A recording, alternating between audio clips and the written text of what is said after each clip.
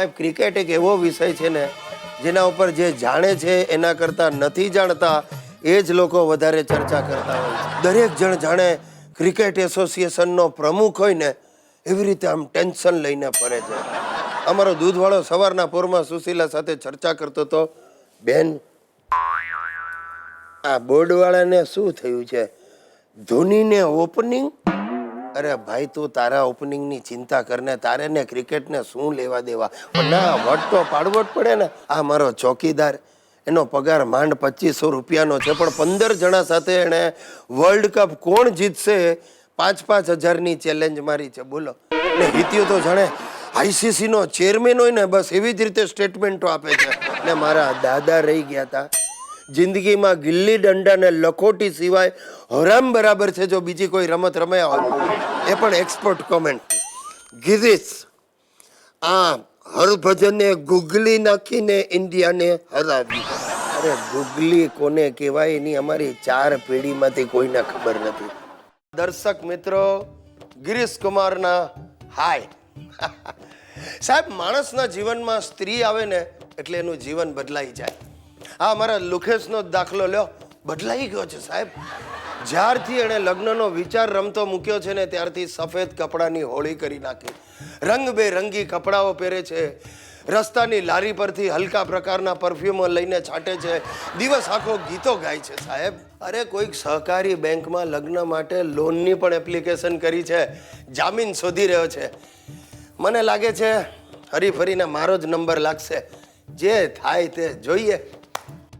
चांदी जैसा रंग है तेरा, सोने जैसे बाल, एक तू ही धनवान है गोरी, बाकी सब कंगाल. એ કંગાલ, આ શું વેશ કાઢ્યા? લવ લુક. લવ લુક. ગિરિયા, આજકાલ હું 24 કલાક પંકજ ઉદાસની ગઝલો જ ગાય રાખું છું. એ ભાઈ તારી સ્પીડ ઘટાડ ને તો ક્યાંક પંકજ ઉદાસમાંથી અનુપ જલોટા થઈ જઈશ ને ભજન ગાવાના વારા આવશે. ऐसी लागी लगन मीरा हो गई मगन.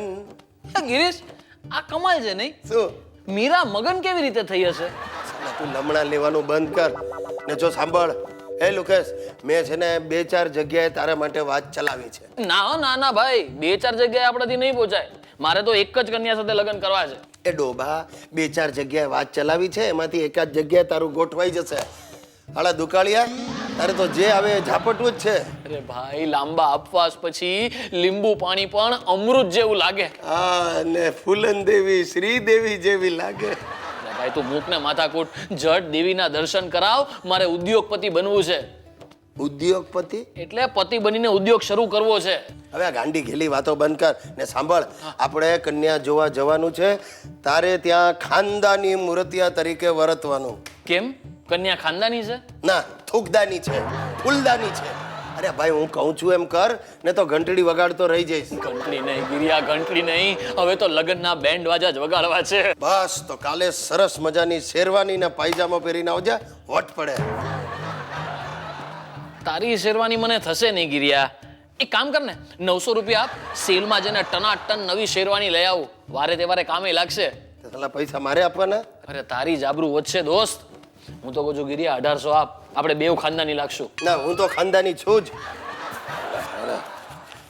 અલે 1000 છે, 100 પાછા લાવ.